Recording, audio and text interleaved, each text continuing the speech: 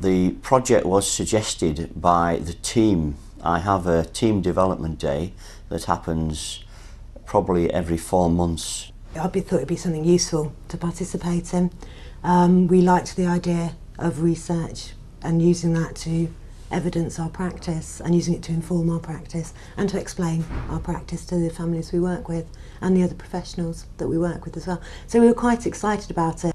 I had some training on introducing evidence-informed practice into teams throughout the year through research in practice, and we then decided, following my training, to be very specific using their format to pick a subject. We're a very small team. We're 3.5 social workers in our team, a team leader and a team manager. Has its advantages and disadvantages. To discuss what we've been doing as a team with research and practice, being small has been very useful. So this is a mailbox service? Because we've been able to bring it into our team briefs and we've been able to have informal conversations in our room when we're all in together. So individuals have gone off and found pieces of research and shared that with the team and come up with some of it's come up to validate what we've already been doing and some of it's opened up our eyes so we can have a look again at what we're doing.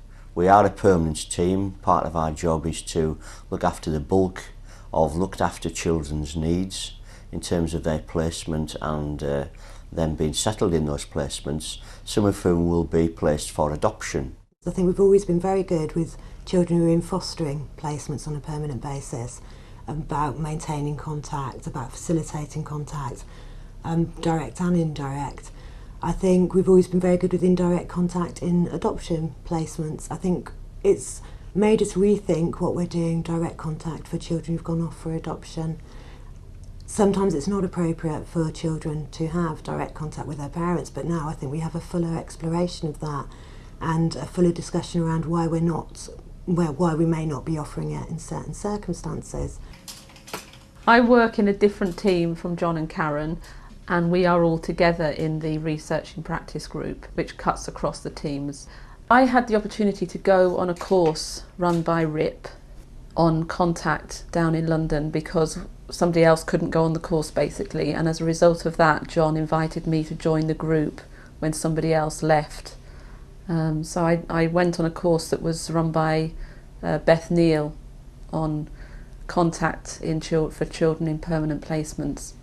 And I know that there's been lots of other research on websites and in correspondence I've read about the importance of direct contact in the right circumstances for the child. I came back feeling that this was really important and other people needed to know about it. So I summarised what we had done on that day and shared that with my team in a team meeting, and we had the opportunity to discuss that as a team. I was enthused by the course I did and wanted to do more along those lines. I think there's no question that research and in practice is valid and relevant for social workers and something that we ought to be doing, but the reality is that it's very hard to do that alongside the demands of our everyday work. You're already very busy, you've already got a high workload, so you're wondering how you can slot it in to everything else that's going on around you.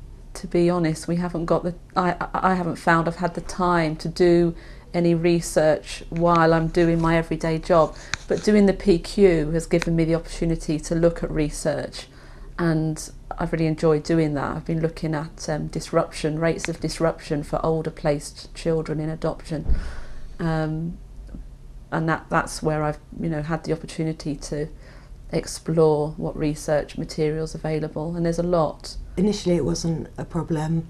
I think as you get inspired by the idea, as you want to progress it, that's when the time constraints really come in, and things don't move as quickly as you'd want them to move. I'm sure you've done a lot of work.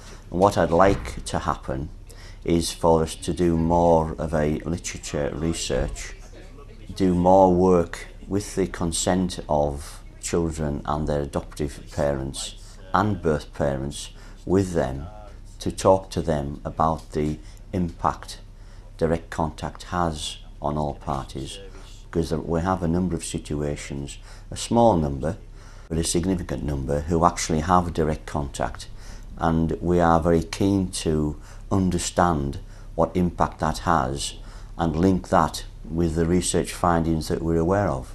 I think the value of RIP to other teams, as we found it to ourselves, is that obviously we're moving more towards reflective practice, as other professions have, through our PQ, and we can use that to assist us in our post-qualifying work, and we can use that to assist us with our clients.